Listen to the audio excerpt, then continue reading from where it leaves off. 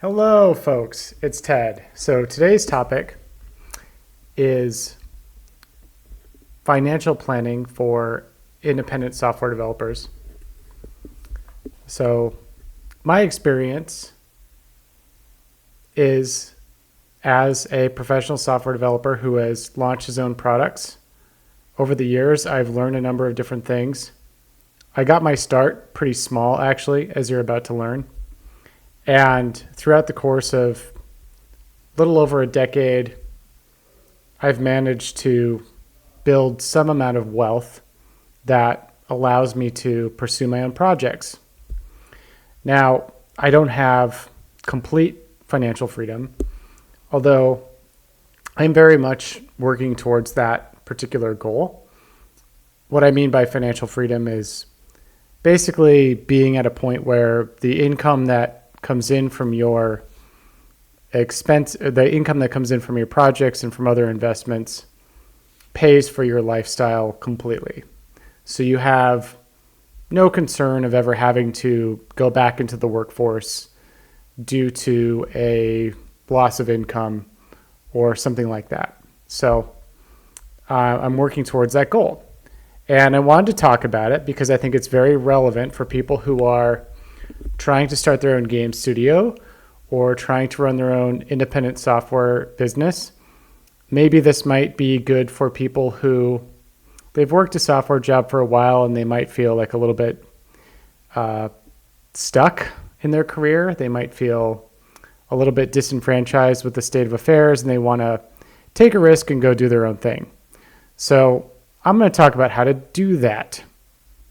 So that's the topic of this talk.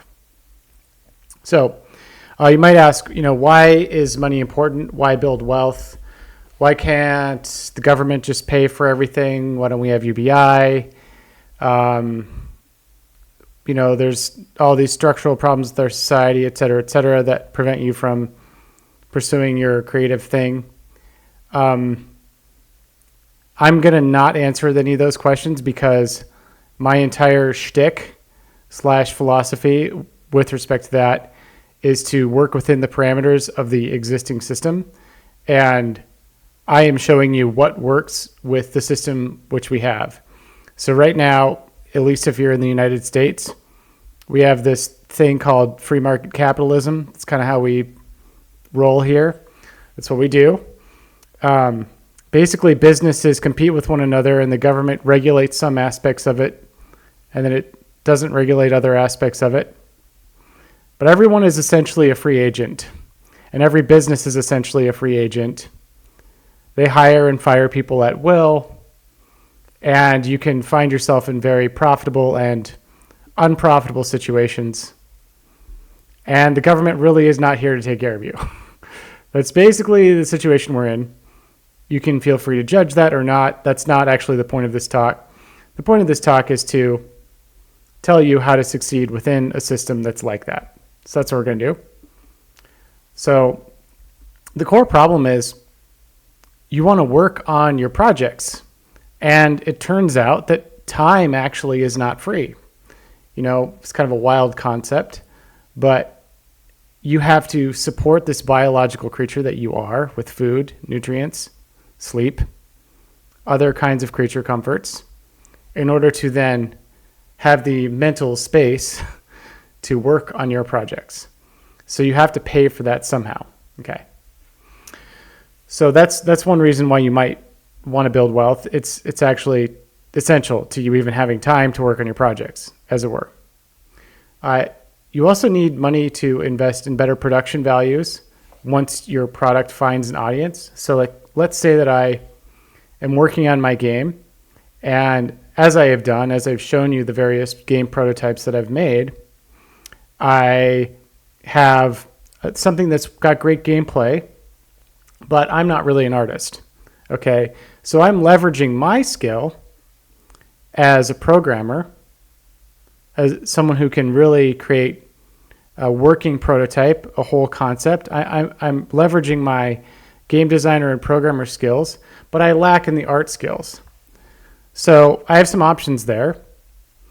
One option is I could go and spend a bunch of time and get really, really good at art. Okay.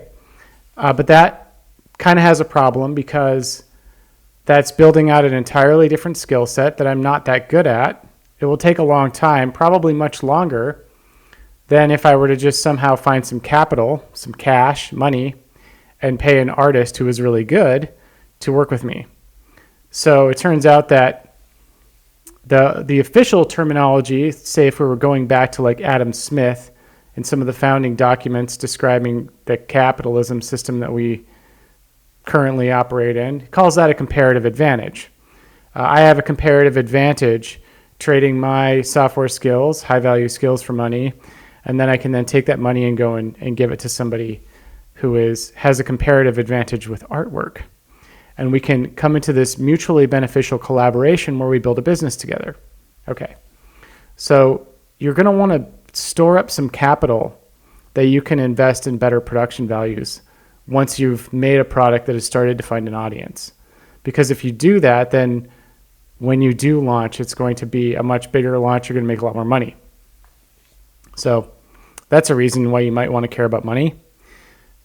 Money also helps you avoid taking bad publishing contracts with onerous terms. So the less money that you have saved up, the more desperate you are.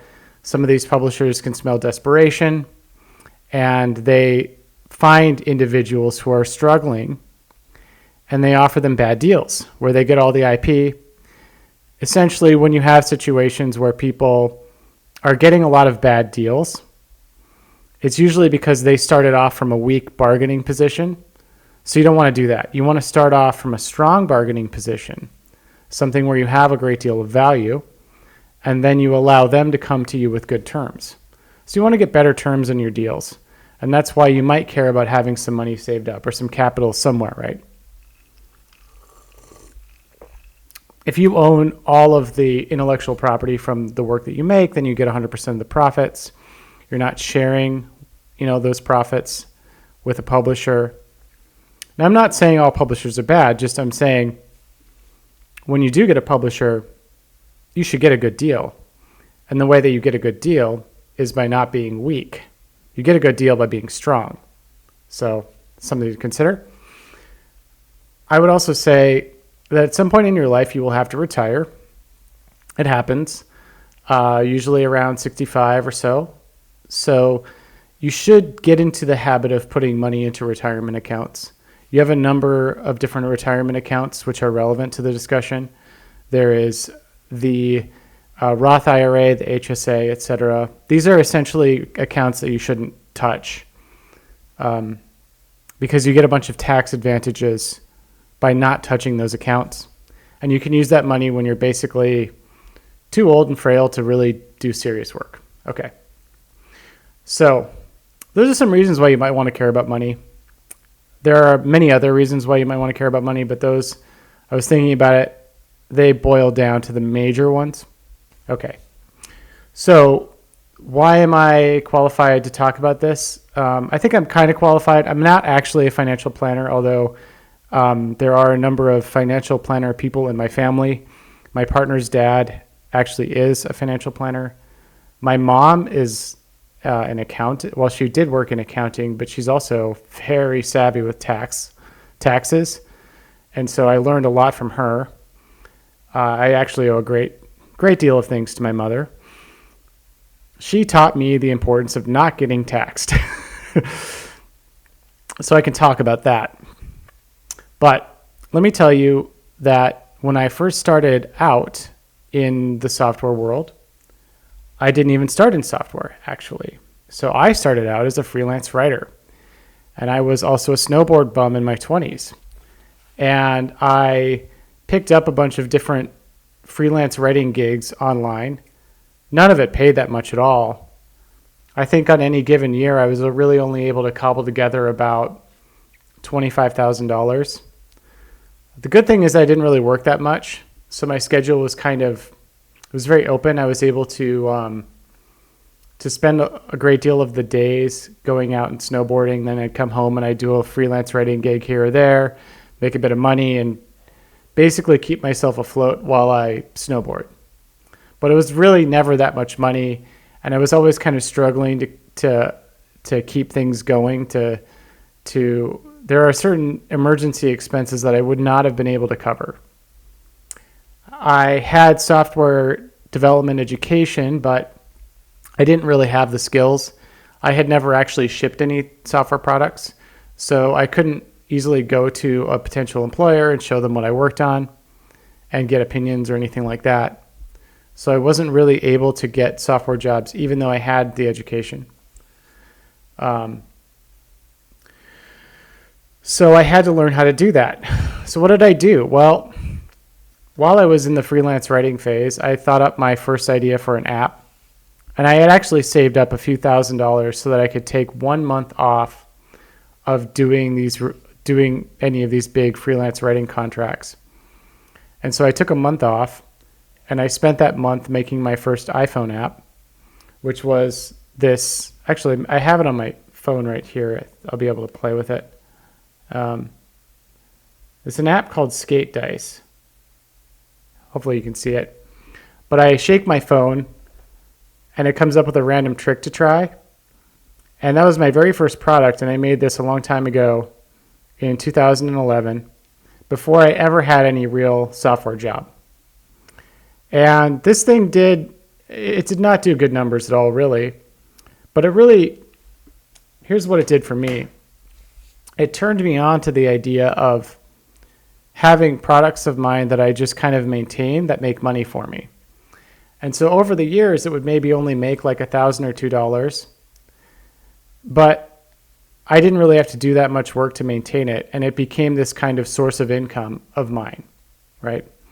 And so I learned that actually it's a really good idea to build out a number of these different sources of income, because all you really need is like maybe 10 or 20 of those.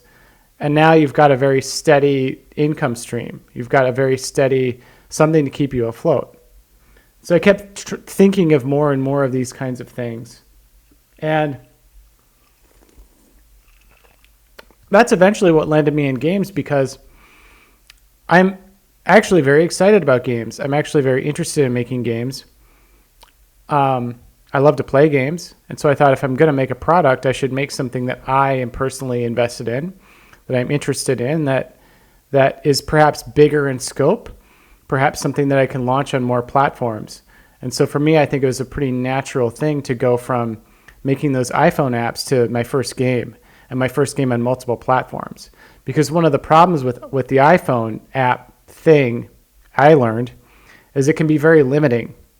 It's really only 2 platforms, and it's really very small amounts of functionality in these products. So if you want to expand your horizons, making some kind of a cross-platform video game, I believe is the way to do that. So that's what got me started. And after I made that iPhone app that was bringing in small amounts of money, maybe $100, $200 a month, something like that, small amounts of money, like basically like grocery payments, I was then able to go to potential employers and get my first software job. So I was able to take that work, and I was able to go to them and say, hey, so-and-so, I know you're looking for someone that can do iPhone apps. Let me show you what I made. And now let me tell you, that is really the difference between being able to land a job and not, is to show a fully fleshed out product, and then to say that you did the whole thing, right? And also, you're good to work with, right? You collaborated with other people to do that product and to put it into the hands of actual customers. That's pretty rare, actually. Quite a few people that are looking for software jobs don't have that kind of portfolio. They really only have code examples. They don't have polished products. So I think if you're that kind of person where you can confidently go up to people and say, look, here's the thing that I made, you'll get your job. I believe that. Not in every market, but your chance of actually getting a job is much, much greater than otherwise. So I got my first job. Consequence of that is I started making way more money than I was ever really capable of spending as just a lone individual, right? So the question became, what do I do with that money, right? So I saved and I invested it for a decade while working those jobs. And while I was working those jobs, I started to get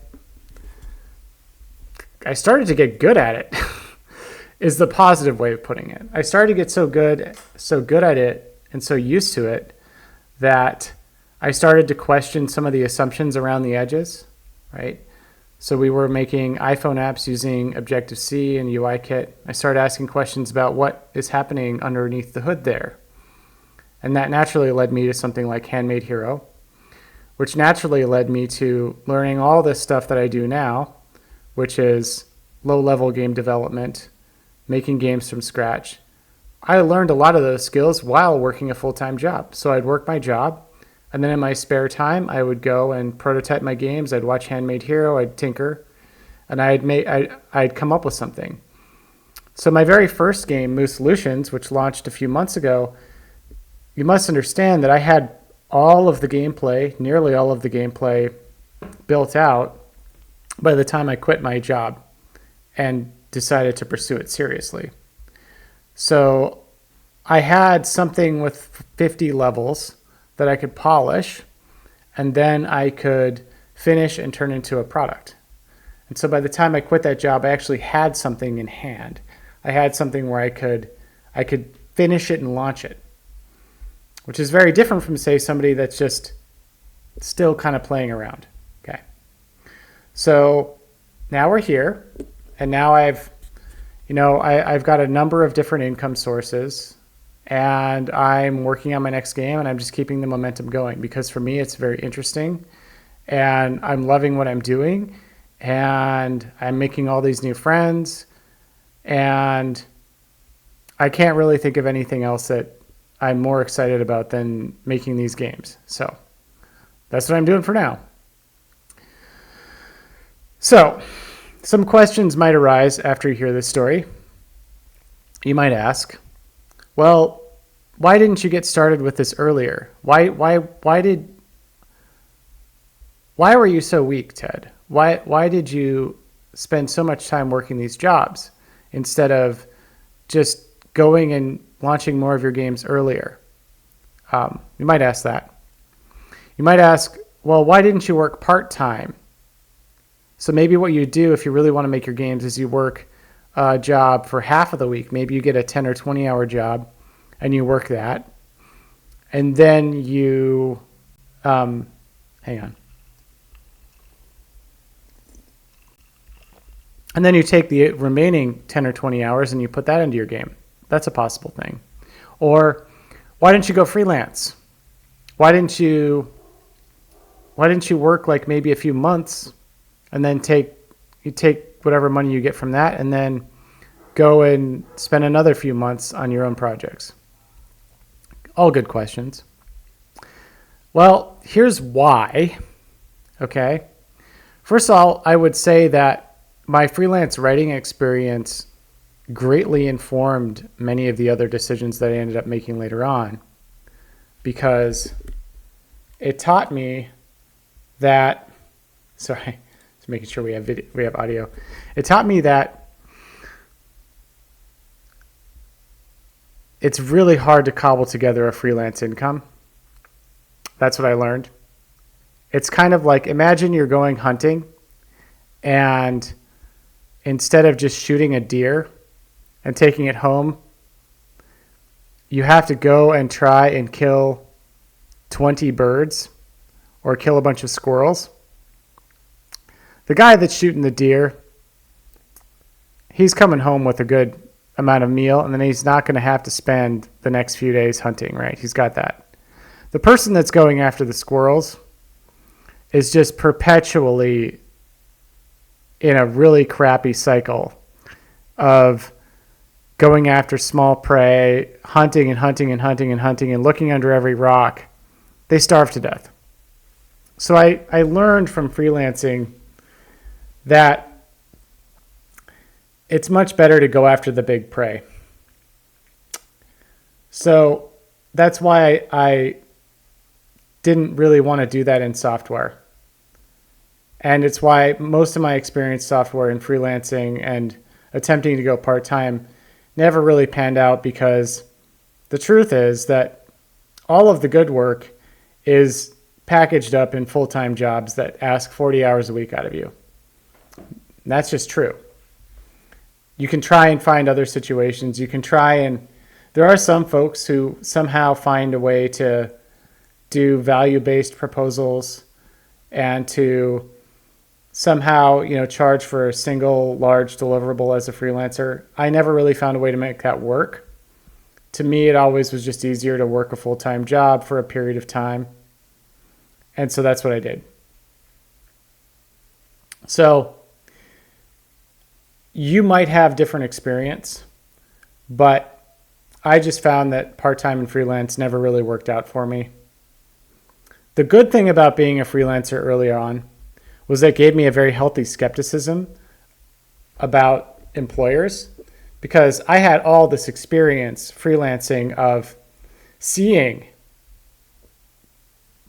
when the client runs out of money, it's all over. Or when they start to see that maybe there's not a profit to be had, it's all over.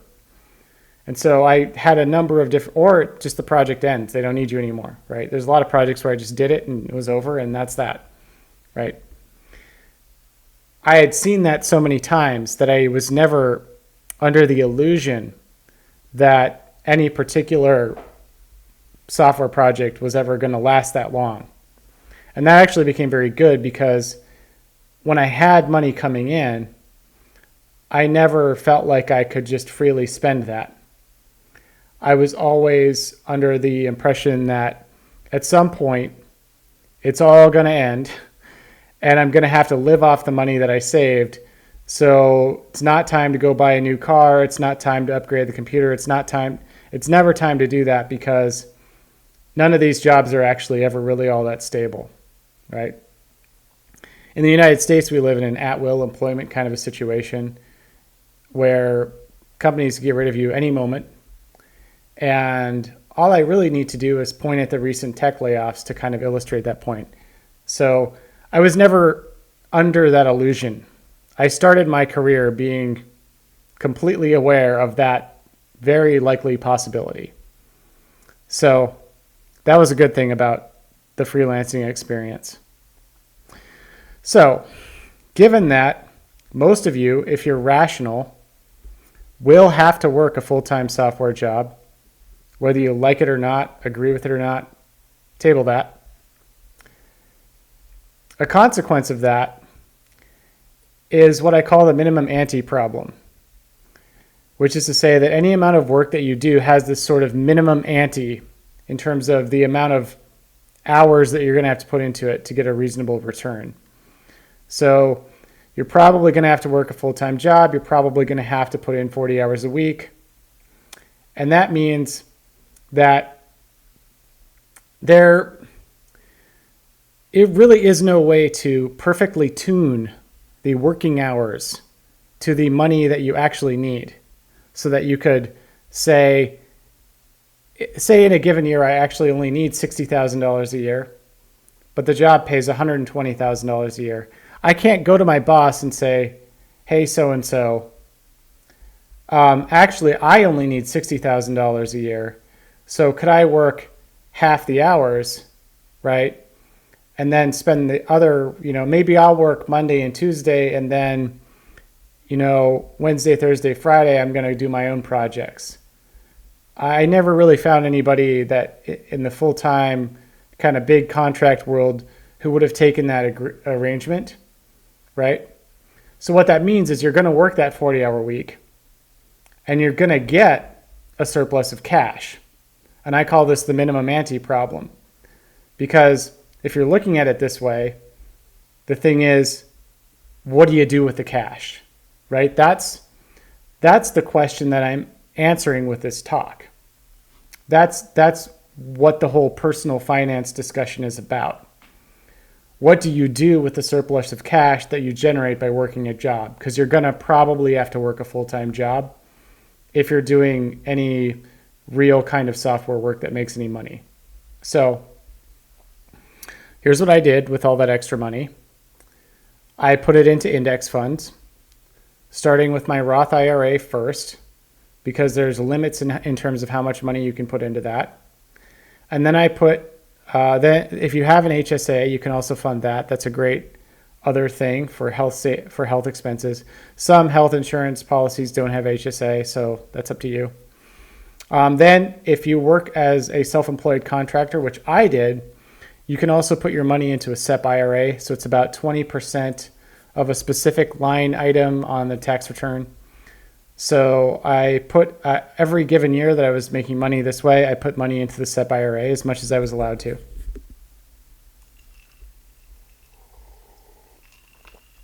And lastly, you have the traditional brokerage account. Okay. And that's just a standard brokerage account where you buy stocks. I buy ETFs in my traditional brokerage account, so those are all invested there. So I've got asset allocation that's some of it's in my Roth IRA, some of it's in my SEP IRA, and some of it's in a traditional brokerage investment account. Not going to tell you how much, just going to say that's what I do. And I prioritize the Roth IRA and the SEP IRA because my mom taught me to care about taxes. Money that's in a Roth IRA does not get taxed for a long, long time. And money that is in a SEP IRA also gets taxed at a much lower rate. Money that is in a traditional brokerage account gets taxed like every year and for all kinds of reasons. So you're going to have to pay for any dividends that you get paid. You're going to have to pay tax on that in a traditional brokerage account. I think when you sell it and get capital gain, you have to pay long-term or short-term capital gain on that. So what I'm saying is you want to allocate your assets in such a way as to become tax advantaged. You don't want to pay as much tax. You want to minimize the amount of tax you pay.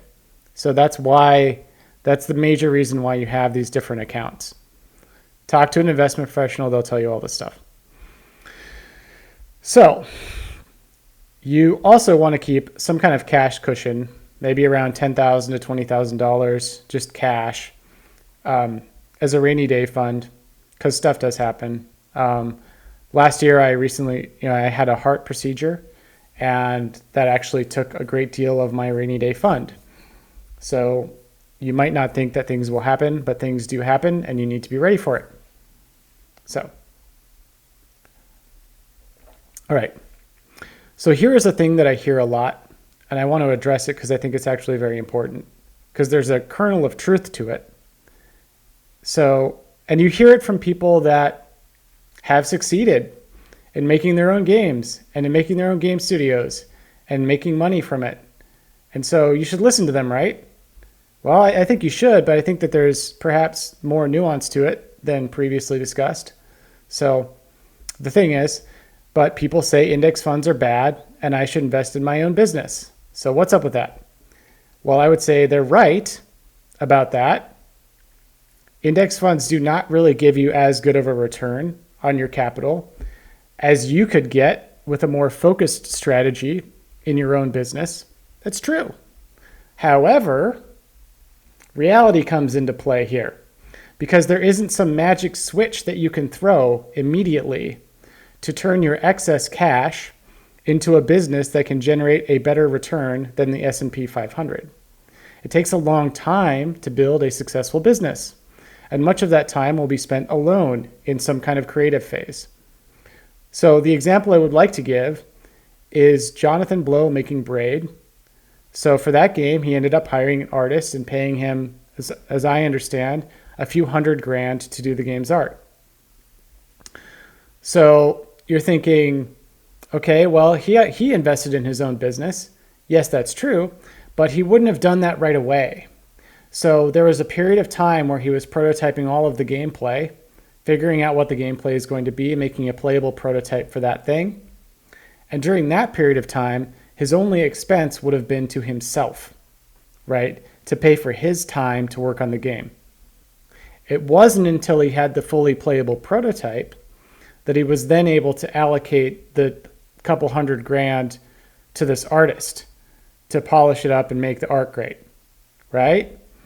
So if that's true, then what would have been a reasonable thing to do with that excess cash, with the couple $100,000 that he was holding on to, while he didn't have a good way to invest that into his business, right? What would have been a good strategy? Well, what are the options, right? You could put the cash into a savings or a checking account. That's an option, right? But of course, as we know, if you do any kind of basic economics, it will depreciate in value. So any money that you leave sitting in a checking account, especially a couple $100,000, it's going to lose value every single year. And all I have to do is point out the recent inflation that we've been having. It's really funny how the news will just like make an argument for me. All I have to do is just kind of say, hey, look, thing.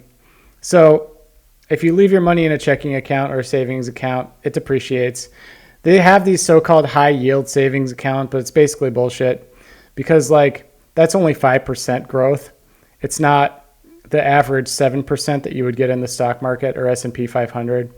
So when you invest that money in the stock market or in real estate or something else, then it goes up with inflation, and oftentimes the value that you get out of it exceeds what you would get from inflation. So you'll make much more money. Your money, you'll be able to keep pace with inflation and oftentimes exceed that pace. Okay. So if you have money that you have not yet invested into your business, which you do eventually intend to invest in your business when you find the right purpose for it, it's still good to put that money in the stock market. Because while you're waiting to find a purpose for it, it's growing, right? So think about that. That's my argument. So some other points. Health is wealth. I believe that. If you don't have a healthy body and mind, well rested, you're basically killing the golden goose. So don't do that. But also don't be too crazy with how much there's a lot of moderation. So I mean this with subtlety and nuance. You need to take care of your health. You need to exercise. You need to eat right. But don't make that an obsession because then you won't have time to do your projects, right? So that's nuance. There really is a time to push it. There's a time when your work should take a ton of priority and you should be willing to go a little bit crazy and push really hard. But I would say you should only really do that when the return on that effort is crystal clear. When you know that if I make this deadline, the payouts, I'm going to hit this milestone that's going to be awesome and we're really going to get a huge return, then do it. But rest afterwards. So there is such a thing as too much and you know, you don't really, there's something good about being a little bit under the gun at times. That's kind of what I'm saying. So be aware of those situations and when you can benefit from it. So let's talk about calculated risk taking because that's essentially what this is. I just told you that the best thing that you can do if you intend to launch your own projects or your own products and you have to support yourself, I just said you should work a full-time job. Well, then the question comes, when do you quit the job? Right? Because at some point, if you really want to finish something and dedicate your time to it, you're going to have to quit the job. So when do you do that? That's a tough question, actually. It is a calculated risk-taking thing. I think I know a little bit about that because that's basically what I did all the time when I was snowboarding. I would go and assess all these different situations. I'd show up in the terrain park. You know, there's this jump or this set of jumps. There's this rail. The jump is this big. What would I do a lot of the times? I'd show up and I'd snowboard alongside the jump and I'd get a good visual on it. Maybe I'd watch people hitting the jump, see what kind of speed they got. Maybe I'd take a few practice runs myself and I'd only hit the jump. I wouldn't try any tricks off of it. And then maybe once I got warmed up, I would start going for the bigger things, right? But I'm taking these incremental little steps off the edge of the cliff. And then eventually when I'm right and when I'm feeling it, then I go for it. And then I try and learn from whatever it is that I tried. Okay? And that process is how I was able to get all the way up to doing a double backflip off of a 60-foot jump snowboarding, landing it, and walking away basically unharmed. You know, I got the trick. I did crash quite a few times, And I did have some injuries, but interestingly, the most serious injury that I got in all of that time was when I broke my hand, and that wasn't even in the terrain park. I was just goofing off. So it turns out that the worst things that I did were when I was goofing off, not when I was like there and seriously focused.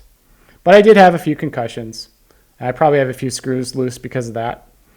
It's all to say that this is calculated risk taking, and you really need to assess your surroundings and your situation and understand where you are before you take that leap.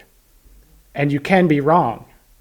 You will be wrong, but that doesn't mean that you should never take the leap. So if you've never launched your own product on the side, it's probably not a good idea to quit your day job to do it. So you could probably launch really small projects while working a day job. You could launch a small iPhone app. You could launch a small game. You could do that. I really believe that. But if there's something really big, you're probably going to need to dedicate a lot more time to that. You might need to quit your day job to do it, just to focus on it. So if you don't have enough of a cushion or your idea isn't advanced enough, it's probably too early.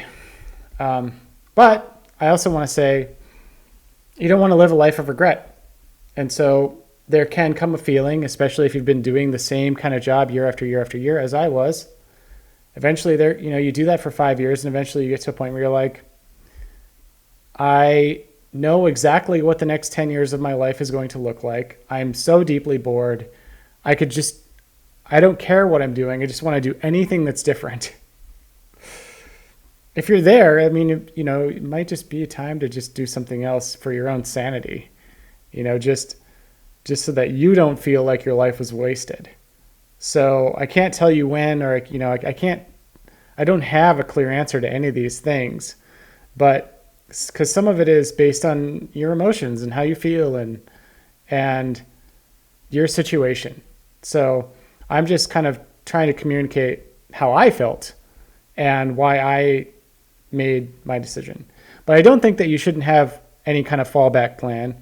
So you should be, prepared at some point to have to go back or take some other kind of work or whatever. If at some point, you run down all of your assets and you can't continue to make games or can't continue to make your own software, or your thing fails. Hopefully that doesn't happen to you. Hopefully you've done your research and you arrive at the place where you really want to be, which is you took the leap and it turned out actually to be in your favor. And this new project that you launched is starting to bring in money. And that money is something you can use to support yourself and your family. And you can keep going on it. And you can keep going and making the next thing and the next thing and the next thing. And maybe what it does, at least what I hope it does for me, I hope it opens up new doors. And I hope that it brings new and interesting people into my life, new relationships, new friends, new colleagues, possibly a new job, all those things. So I can't tell you when, but I can tell you to be calculated about it. That's all I can say. So the only other thing that I would mention about sort of some of this financial planning is do be aware of the company structure that you set up, especially if you're talking about really large windfalls that could happen. Steam, in particular, is the kind of marketplace where you could have a huge launch. If you have a hit game or a really hot game, you could end up with a game that's bringing in like $1 million in one day. And if your business is not yet set up to handle that, then you might end up paying a great deal of tax on that money. So you might end up having to pay like 37% tax on that windfall. I know of people who have had these very large multi-million-dollar windfalls, and taxes end up taking a huge chunk out of that money. So just be aware. I think you can set up an S corp and then basically make yourself an employee and then pay yourself a salary. So the extra money stays inside the company, and then you pay yourself a salary, and then you only get taxed on the salary. That's one way to do it. So just be aware of certain tax structures. So with that said, like anything that you want to do in life, you probably should think it through a little bit, have some kind of a plan. The main theme I would say is that you want to be in a position of strength. Always be in a position of strength. Strength is how you avoid getting taken advantage of, and it's how you continue to build more and more wealth. People that have wealth are able to enter into negotiations from a stronger standing point, which means that they end up getting higher salaries, which means that they have more money, which means that they can then negotiate for even better terms. So it becomes like a virtuous cycle. I want you to stay in a virtuous cycle and avoid a vicious cycle. So that's the purpose of discussing these things. I will stop and take some questions now.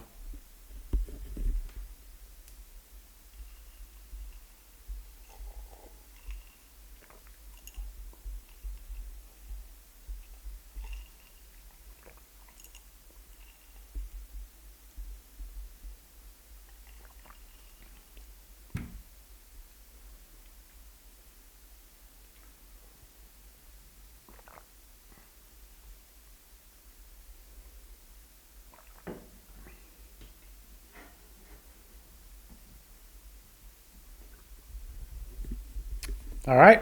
Oh, wait. Here's a question. I'm late here, but did you say if you are working now to support yourself?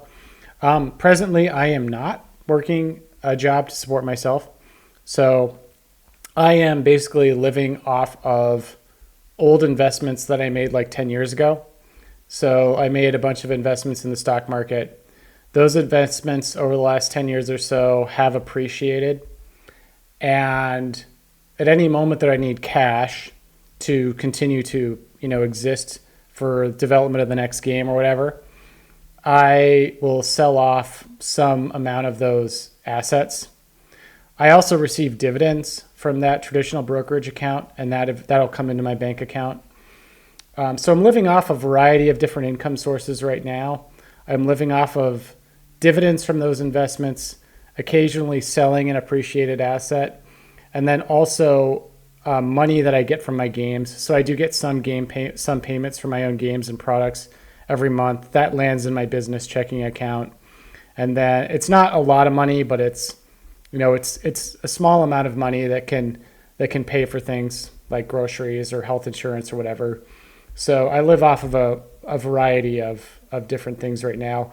I would say it's not totally self-sustaining, right? If I quit working right now and I didn't have another game coming and I didn't have any of this income coming in, or I just stopped, and I just kept taking from my investment accounts, eventually I would run it all down. So I have to keep putting out new content, new work, all that stuff in order to bring in more money to keep the thing going. That's kind of where I'm at. But I mean, I want to do that. I am interested in doing that. So it's actually something that, I'm excited to work on my next game. So all of these things are things that I want to do. It just so happens to be the case that they bring in money. So, all right. Next one. I find I can't get out of the web shit jobs to support my family and focus on learning all the new skills one needs for low level in game development. Yeah, so I'm not really sure what to say about that other than to say, and you're not going to hear this a lot, so my take hopefully is a bit nuanced. I'm not sure, but the truth is we have all of these React Native and React and WordPress and all those jobs because that's what the customer wants. That's where the demand is, right? So the majority of what people want out of software is they want a website, right? And so a good portion of the jobs in software are websites. Now, there are other parts of the software industry is huge. There's all kinds of different jobs and all these different things that you can get into. But by and large, if you were looking at it, a lot of the demand is in just keeping websites going and keeping mobile apps going. And most of the work that I was able to do was helping very large corporations continue their mobile presence. So maybe you work for a large company that maybe you work for like a bank right? Like, I'm not saying I did, but an example would be there's a lot of mobile app jobs with Capital One. Okay, they need a lot of people to maintain their iPhone app because people do their banking there. There's tons of jobs in that kind of thing. So I guess what I'm saying is these jobs are the way that they are because that's really where the demand is. And if the demand changes, then the jobs change, right? But that's just kind of how it is. The only way to really break yourself out of it to is to go do something else, right? I wanted to make games, and that's a totally different business. It's risky and it's competitive and it's this whole other thing. But I felt like it was what I wanted to do. So, and you're gonna have, I guess there's gonna be years that you go through where you just don't make a lot of money, and you kind of got to be okay with it because you're learning a new business and it's just a different thing. But hopefully, there's always that fallback. You can go back to those because there is so much demand for helping out Capital One with their mobile app and helping out, people with their websites that, you can go back to that. I'm pretty sure it's going to be an option. People talk about AI and ChatGPT and all that stuff, and I just think it's kind of overblown. It's having its heyday right now because it's the current growth story, but what's going to happen is people will come back down to earth and they'll realize that like they got to just pay people to get some work done, and I think it'll be fine. So that's awesome you have it figured out. Yeah, I hope so. I'm a little bit out on a limb myself, but I'm just doing what I think makes sense for me and just trying to share kind of what I've learned.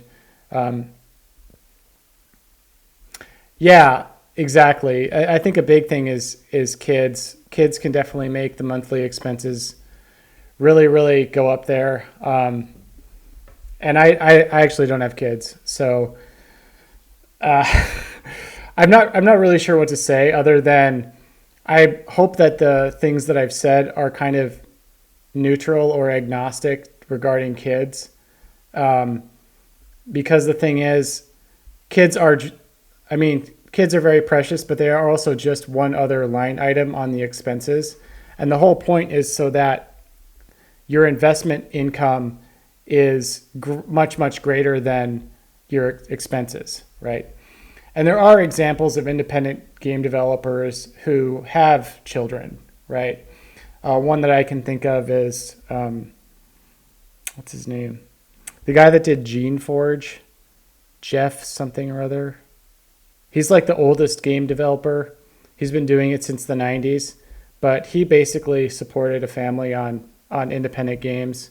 So it's very much possible. And of course, like the example I like to give people is like, it's not exactly a modern example, but it's interesting because I think it maybe like challenges your questions about creativity and raising kids. It's like Johann Sebastian Bach, who had 13 children. So if you think that kids are getting in the way of you doing your creative projects, think about Bach, who composed the Brandenburg concertos, among the greatest music ever written. 13 kids, that guy. So, and at a time with like bad healthcare and a bunch of other problems. So, maybe that excuse doesn't hold up so much. So I don't have kids, but I think it's reasonable to say that with an investment kind of mindset and a willingness to do the work, someone who has kids could make it a priority. I think there are stories of people who have done it. So, but talk to them, don't talk to me. So, I should advertise my Twitch. I had to hunt it down. Okay, I will actually. Yes, you can follow me on Twitch. It's twitch.tv/Bendixo. I will leave a link in the description. If there's any more questions, I'll end the stream, and I will thank you all for your time.